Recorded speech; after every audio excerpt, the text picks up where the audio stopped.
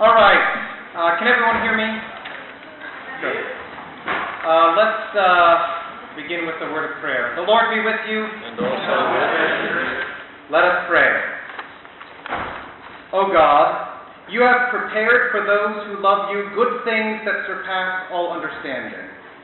Pour into our hearts such love toward you that we, loving you above all things, may obtain your promises, which exceed all that we can desire. Through Jesus Christ, your Son, our Lord, who lives and reigns with you in the Holy Spirit, one God, now and forever. Amen.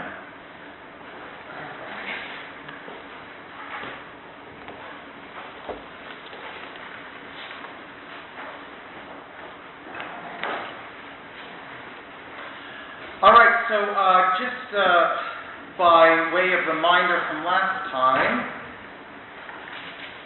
we discussed last time what logic was and why we teach it. That logic is the science and art of reasoning well, and we teach it because we want to instill in our students true critical thinking skills. We want to teach in our students the ability, give them the tools to define what a thing is, give them the tools and the ability to answer the question whether this thing is true or false, and then give them the tools and the abilities to say, well, so what? What about those things? What can we conclude from those things? So today, what I'm going to discuss is how to teach logic.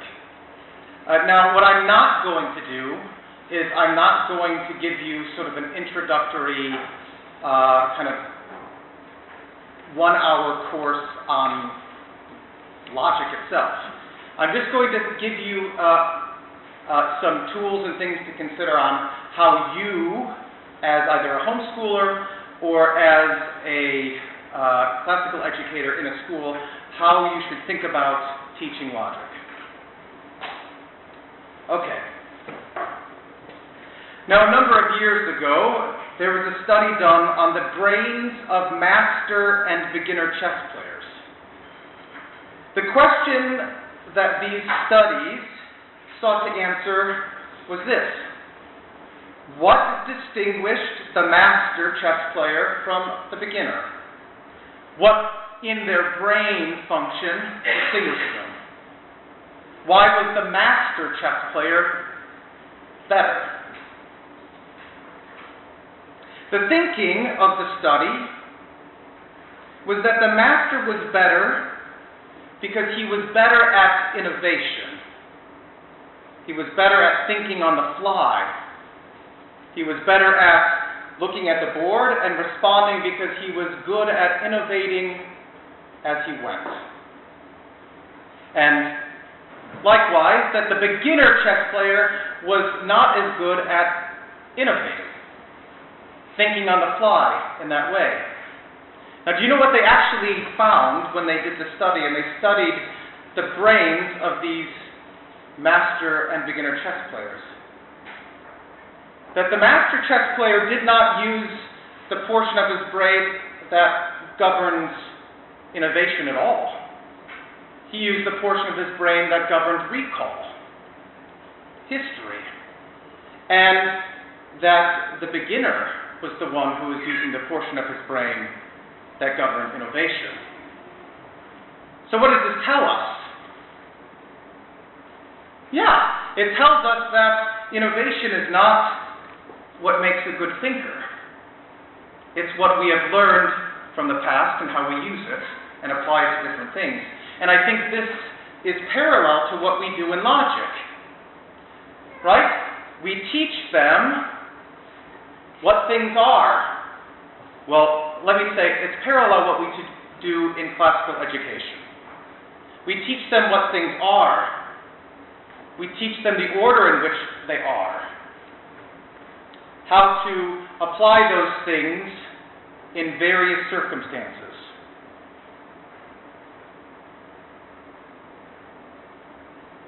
Now, we've all been in situations where we know that what someone is arguing isn't quite right. Right? But at the same time, in those situations, we've been unable to put our finger on what's not right about it. Well, logic gives us the tools to put our finger on what's wrong, in order that we are able to explain what is wrong in order to seek what is right. So we can name it.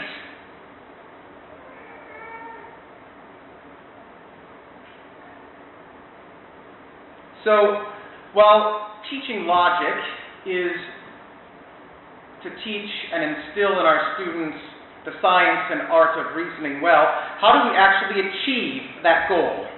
How do we achieve the goal of having them reason well?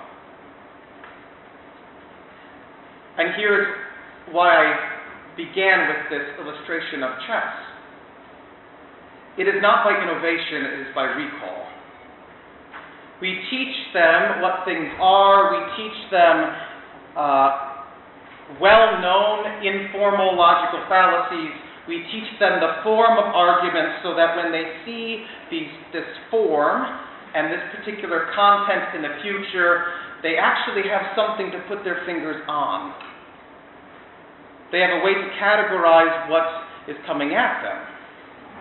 And so they are using their recall, not their innovation. Does this all make sense? Okay. So how should logic then be taught in order to achieve that end? Should it be taught as a subject, separate from other subjects, or should it be included as an integral part of every subject? Now, for Wittenberg Academy, and I think for most other school settings, the answer is both. Logic should be taught as a separate subject. Period. Now, in my task at Wittenberg Academy, I aim to teach our students the names of more than 20 informal fallacies. I aim to teach them special terms like syllogism, self-contradiction, contradiction, contrariety, validity, genus, species, intention, extension, and tautology. I aim to give them specialized techniques for determining validity, such as counterexamples, Euler's circles, Venn diagrams, formal proofs. And I want them to use these names, these terms, these techniques in all of their other courses. But it would be impractical and inefficient to have the students learn them in all of their classes. To have a section on logic in every single class. If the details of logic were taught in every class, some would be skipped over, most would be taught redundantly, and quite likely different teachers would want to teach different names and terms and techniques differently, to the confusion of our students.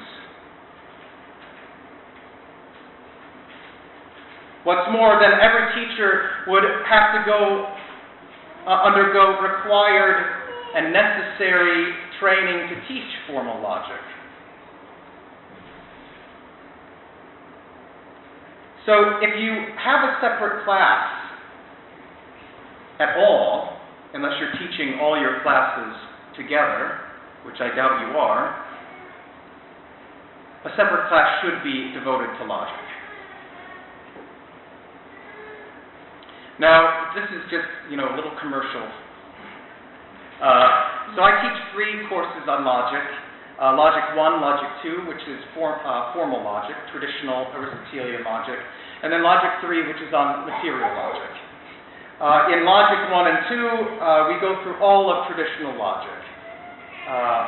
Emphasis on informal fallacies, the forms, all of these things.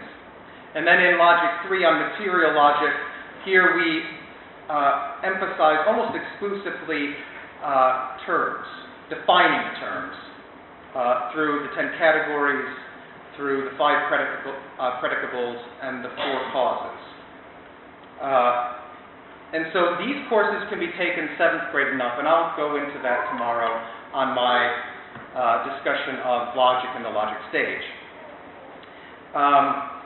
So if you don't already have a teacher for a position in your school, you can contact us, or your teacher that you want, if you want it to be live, can take our courses so they can learn it.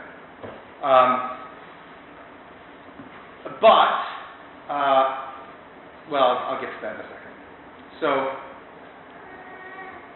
if you'd like to learn logic, see me. Or if you'd like to offer logic in your home school and or your a classical school, see me too. So, commercial over. So having said all of this, that you should have a course, separate course in logic, let me say just a few things about teaching logic as an integral part of every subject, especially in the junior high and early high school years, our logic stage. The teacher of each course should emphasize the ordered relationships of particulars in his subject. The logic of each subject will naturally take a slightly different form according to the material covered, but the teacher should attempt to use the terms and techniques in the same way the students learn them in the logic class. That means teachers need to communicate with each other. So if you have a separate course on logic, you should talk to your logic teacher and say, what is the terminology that you're using for things? Are you using terms and premises? What is the terminology that you're using? So that I can incorporate that also into things that I'm talking about in my class. And I'll give you a few examples.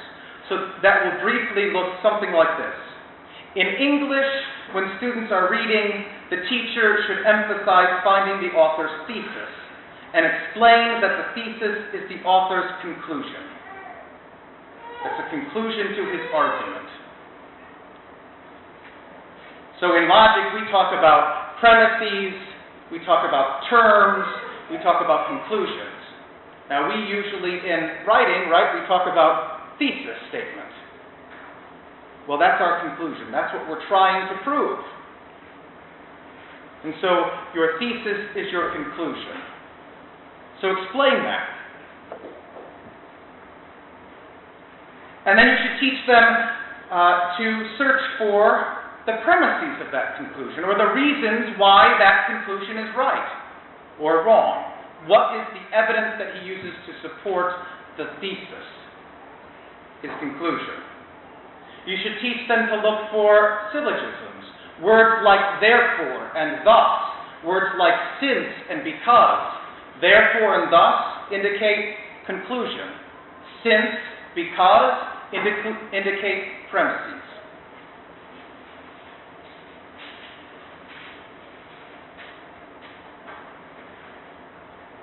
So they're looking for syllogisms, they're looking for arguments in ordinary language so that they can come to terms with what the author is saying and arguing for.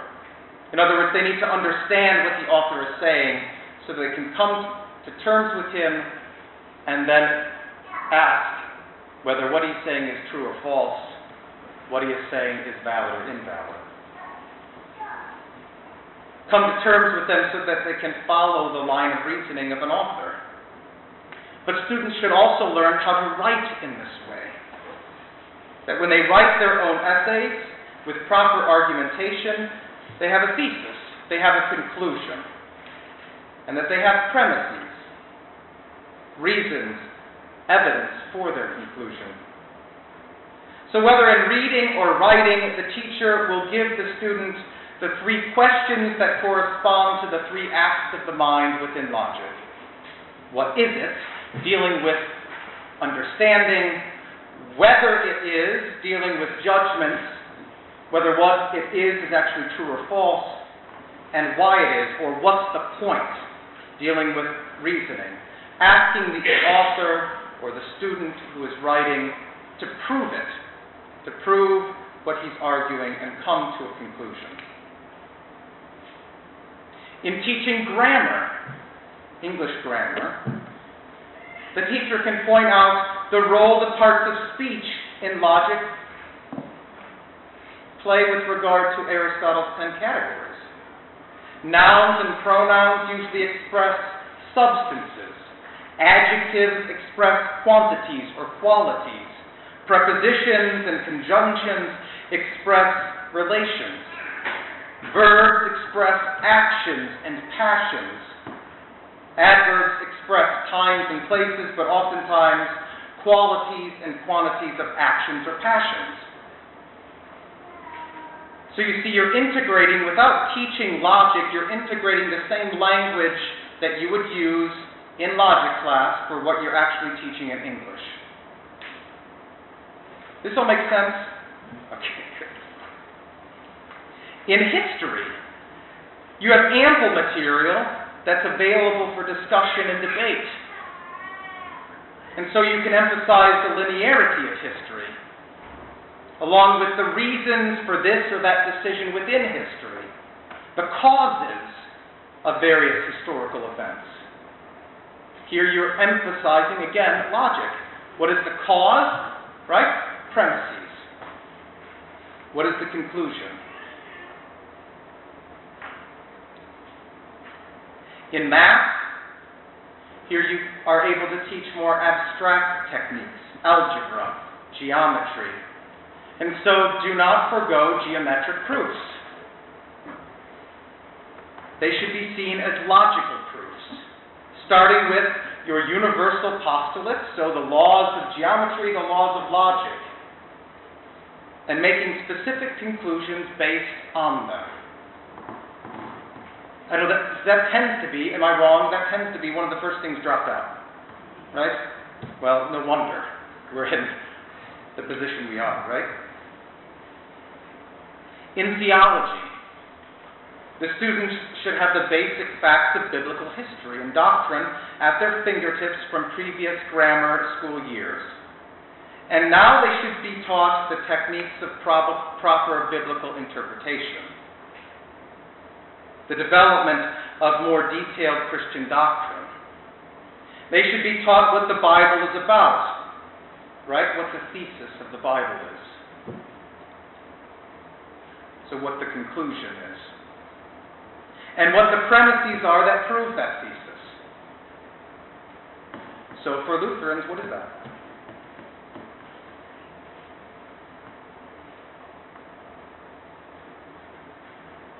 This isn't rhetorical. The gospel. Yeah, right? That Jesus Christ died for our sins, and because of that, we are reconciled to the Father.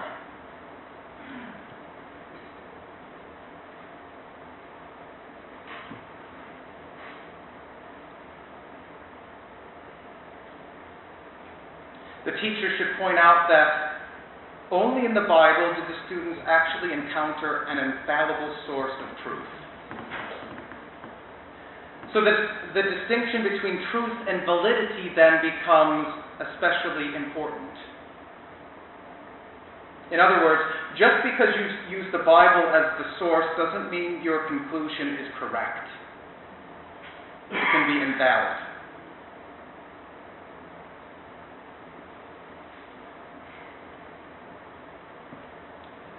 So while formal logic is the course that teaches deductive reasoning, the observational sciences, the experimental sciences, they're where inductive reasoning is taught. And so students should be taught to make inductive conclusions from observations and experiments, recognizing the validity of inductive reasoning from a Christian and especially a Lutheran worldview. And that validity is that God created all things, that there are universal principles upon which the universe has been founded. And because of that, we can be sure that following this line of reasoning, we can make conclusions.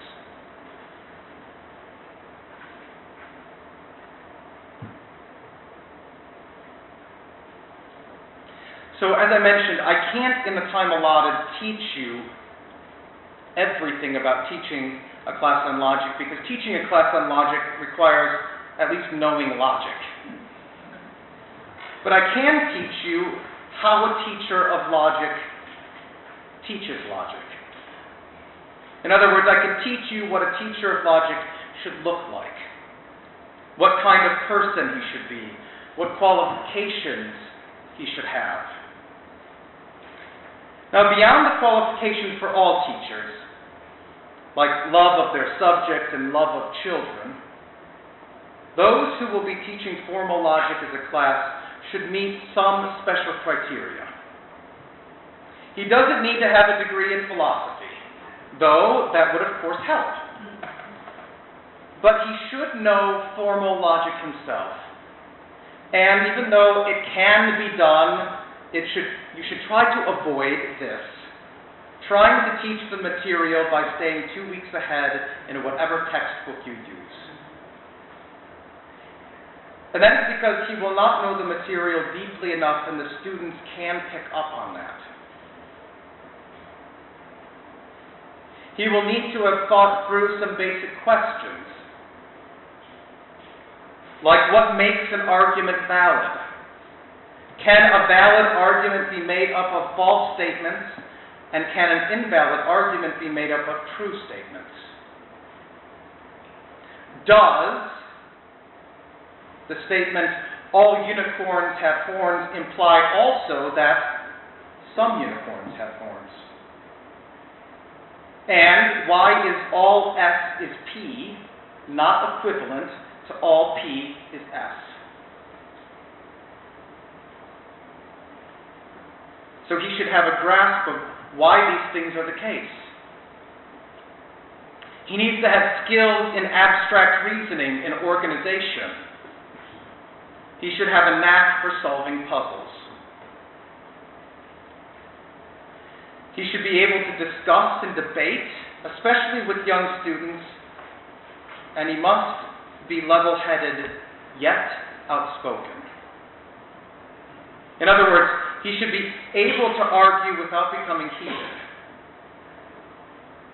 And he should look for opportunities to use the inherent vigor in which 7th and 8th graders and young high schoolers enjoy arguing against them in order to teach them. So he must be able to face a class full of young people with strong opinions and take advantage of that in his class discussion. He must be able to see logic everywhere so that he can teach his students to see it everywhere too. Before I sort of move on, any questions about that? Yeah? So what do you recommend for homeschooling parents who do not have any logic to do for their children to become old enough? Well, that's a really good question. I mean, how comfortable are you in teaching yourself? Very much so. Okay. Well, then it could be as simple as, picking up a recommended logic textbook, working through it well beforehand, finding someone that you can ask questions of if something doesn't make sense. I mean, there are forums, right? So doing that beforehand and just seeing how you do. And then, so don't commit to teaching your child before you've tried to teach yourself. And then seeing how you do, then go from there. I mean, you can contact me or anyone at Wittenberg Academy for resources, and I mean most of my lectures and some of the lectures from Wittenberg Academy are just available on YouTube. I don't know if Khan Academy has anything on logic, but I mean there are resources available that you can get some of these things for free. I mean, one of the nice things that Wittenberg Academy offers is all of that, but then the accrediting, the grading, sort of the security blanket of, well, I think I can do this, but I'm not quite sure if I can. Does that make sense?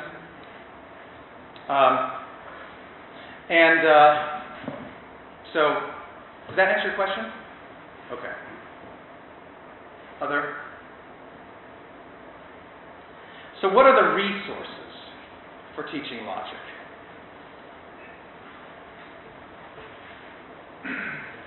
Books are first. There are a number of excellent logic textbooks in print. Some are suited for teaching students, while others are better suited for the logic teacher's self-study.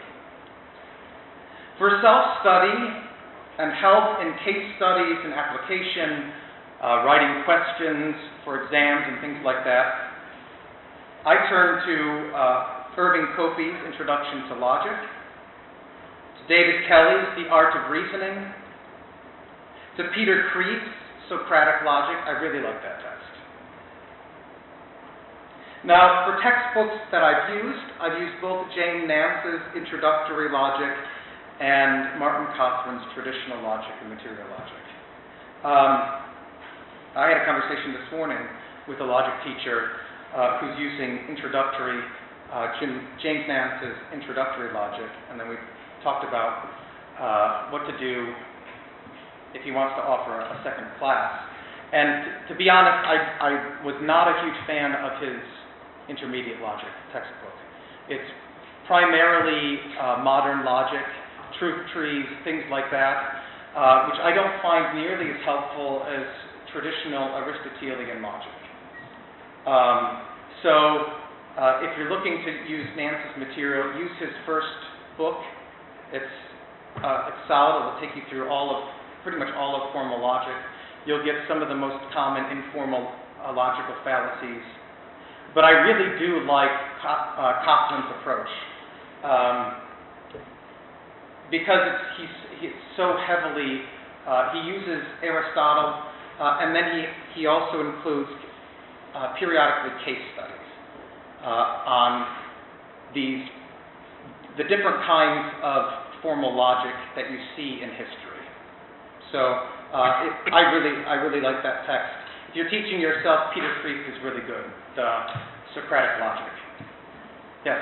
So which text or texts do you actually have your students use in class? Cothran's. That's what I... Okay. And what's the title of that one? Traditional Logic 1 and 2, I think. So what I use that for is, for their reading assignments, and then it's really handy because he's just got a whole bunch of exercises that I don't have to come up with on my own. And I have a lecture that is based on whatever topics they're using at that time, but without using that textbook. I mean, I make reference to it, but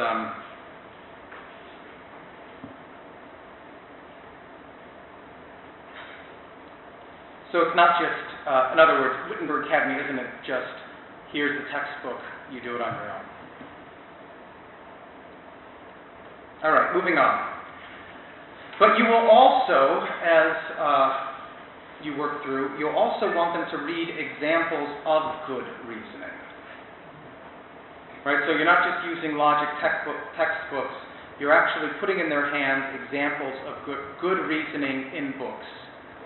Most of those will be older than 1950. So the best books in each subject should be read.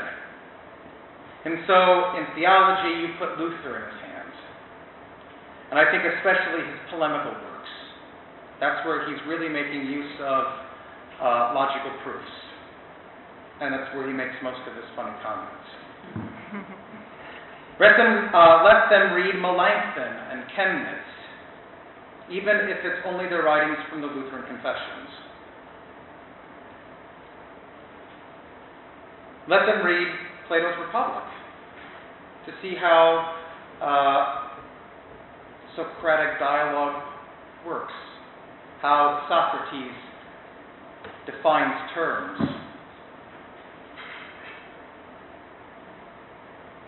Let them read Justin Martyr's Dialogue with Trypho if you're doing apologetics. Now, one modern book that I have used, and usually when I use some of these other books, I'm using selections from them. But if you have the time, you can give them entire works. So I always have them read sections from, at least my Logic 3 students, sections from Aristotle's Organon, so his logical works.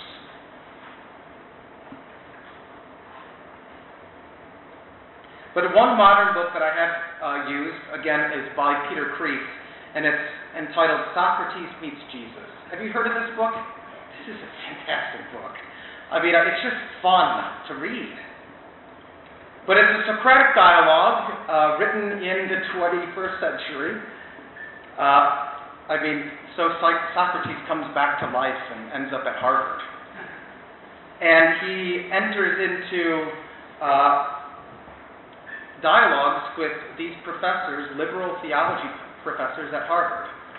And is trying to understand the claims of the professors, understand who this Jesus is, so you just kind of work through all of the modern arguments against Christology, the church, things like that, through this Socratic dialogue.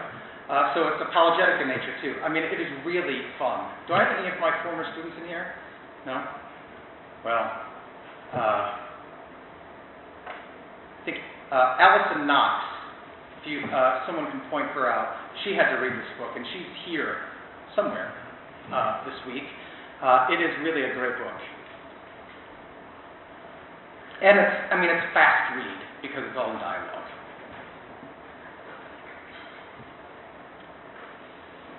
Now, you also want them to read examples of bad reasoning. Did you not catch that? You want them to read examples of bad reasoning, of poor reasoning.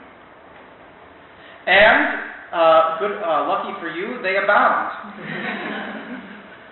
The easiest to access and probably the largest cachet of bad reasoning is the opinion section of your local newspaper.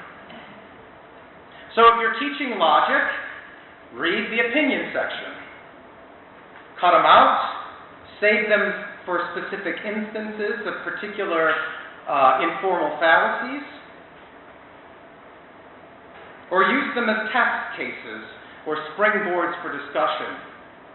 I use them, I assign articles from various op-eds, newspapers, and I assign them as presentations for our students. When we come together for our live chat, the live chat isn't always as lively as I'd like, and so I assign to them, at least to one of them, to present on an article that I've asked everyone to read, and there they have to put the argument in the author's words, give me the premises, give me the conclusion, then put the argument in their own words, premises, conclusion, and then to evaluate the argument. Are the premises true? Does he go about to prove those premises are true? Is the form of the argument valid or invalid?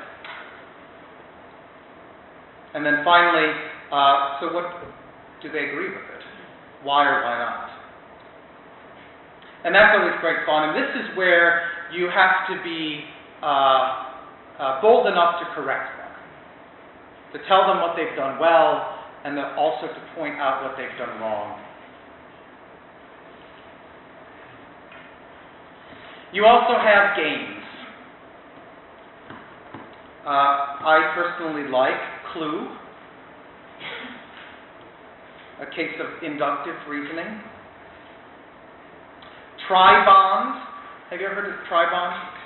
That's a fun game. So they give you three things, and you have to find out what those things have in common. So, for instance, what does an orange juice factory, an accordion player, and a boa constrictor all have in common? Please. They all squeeze, right? They have a number of these types of things. Some of them are easier, some of them are more difficult. They have different categories. But what it does is, right, it helps order your thinking. What is the commonality? Chess, which I've already mentioned. And then there's this game Mastermind. Have you heard of this game? Yeah, you have to be a code breaker, and that really helps. And that's a game that Nance suggests to play. But really the best activity is keeping up a constant dialogue with your class. Right? Questioning them, challenging their assumptions, regularly pointing out their own reasoning, both good and bad. And that is, in the end, what really will make logic real to them. That it's part of their daily life. That what they say, whether it's in your class or in passing or wherever, needs to be logical. Not so that it's better understood. Any overall questions? That's all I've got for this. I wanted to leave enough time for you to ask specifics for your school, the home school, or whatever. Yes, please. Does it Wittenberg have a specific class tailored just for adults and parents who want to take logic classes? Yeah, no, we haven't done that quite yet. I mean, that's something that I could do. Is that something that people would be interested in? All right, well, Jocelyn, where are you? She left. I'll talk to her about it. Yeah. Or can we enroll in your high school? Well, you can always do that. Yeah, I mean, that's available. I don't know if, I don't deal with any of the financial aspects. I just kind of show up for teaching, kind of like I do for preaching. You know, I don't want to be at the budget meetings. So I don't know if they offer like a reduced rate for parents who aren't getting credit. They just want to take it to learn. But I'm sure that if we don't, that's something that we could discuss. Yeah. Yes? Did you say that your largest lectures are actually on YouTube and available to watch? Yeah, well, they're not on YouTube. They're on this site called EduCreations. But it's public. You know, I don't have them made private. So if you get an EduCreations account, I'm sure you could search for my last name and logic, and it would come up. Yes? I just have a question in regards to the parents who are interested in learning logic. He offers the class through Wittenberg Academy, so it's through term, so it's during the school year. Would you, as a parent, prefer to have like a summer intensive? Would that be more helpful? So that's something, as a board member of Wittenberg Academy, I would take into consideration and bring to this. So is that better? And then we have to also talk with them and see if, we can fit that. But I just wanted to. Yeah, I mean, I'm sure we could do. I'm sure I could make that possible. Yeah. Yes. Would you recommend we brush up on our geometry so that those groups will help us? Well, I mean, you can, of course.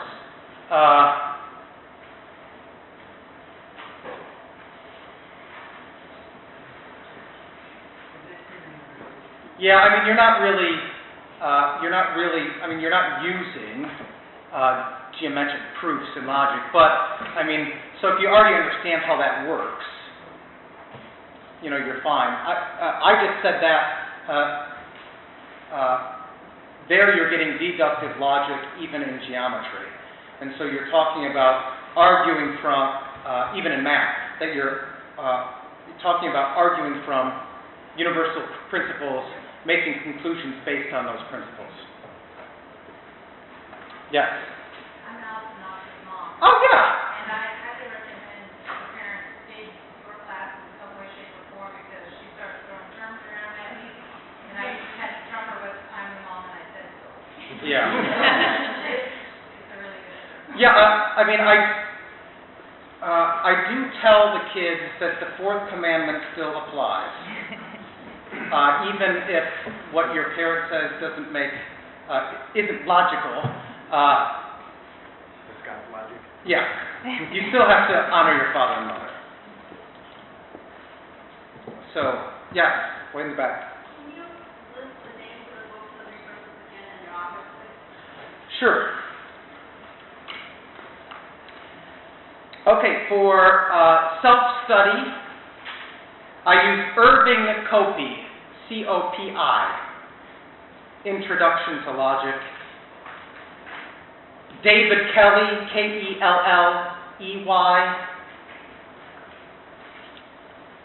The Art of Reasoning. I mean, some of these are really, really expensive books if you try to buy them new.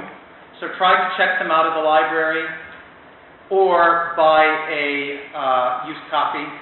You can find them, but you know, some of them that are new are a couple $100. I mean, just like college textbooks. So, Peter Kreeft, which I think that's how you pronounce it, K-R-E-E-F-T. It's either Kreeft or Kreeft, but I like the sound of Kreeft better. And that's Socratic logic.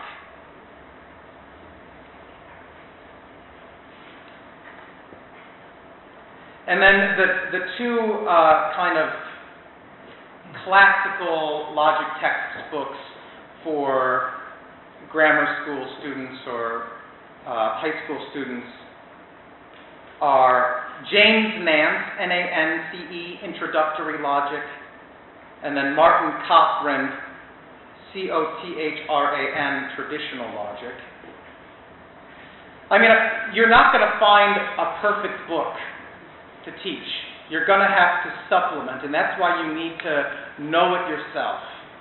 So that you can say, you know, he's not as strong in this area as I'd like him to be, because my students need to know this a bit more.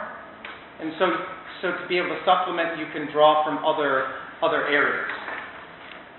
But those are the books. Yes? What are your thoughts on the Lutheran book, Fallacy? Oh yeah, that's a fun book. They're really, is it Nathaniel Bluedorn? Two brothers of the Bluedorns that wrote, what is it, Knowing the Trivium, or? Yeah, Teaching the Trivium, that's it.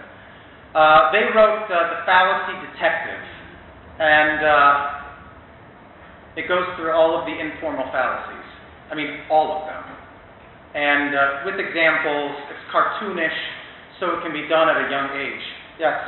Classical Academic Press has Art of Argument, or Art of Argument. That's really, it's a fallacy handbook too. Okay. Really fun. What's the name of it? Art of Argument, Classical Academic Press.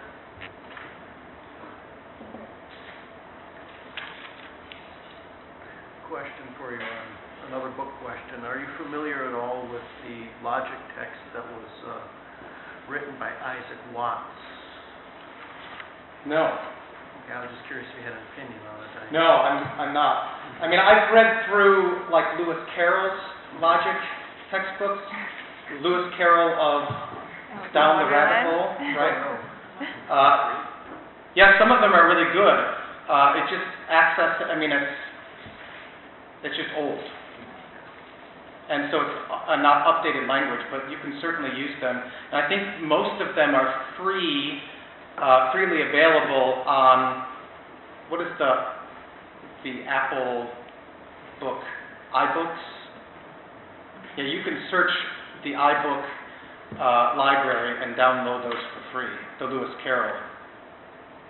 And I'm trying to recall I think one is called like The Game of Logic. And so again, oftentimes you use these other logic textbooks, even if you're using, say like Martin Cothran or James Nance. You use these for your own study and to find questions that aren't in the text, to discuss with your students and things like that. So, but I'm not familiar with Isaac Watts, huh? Yeah. The hymn writer, the hymnographer, yeah.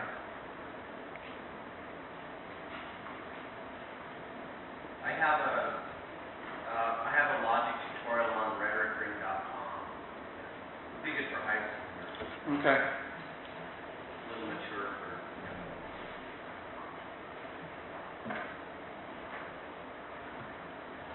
Well, I still got you out on time. So if you have other questions, stick around. You can talk to me before lunch. Otherwise, thanks for coming.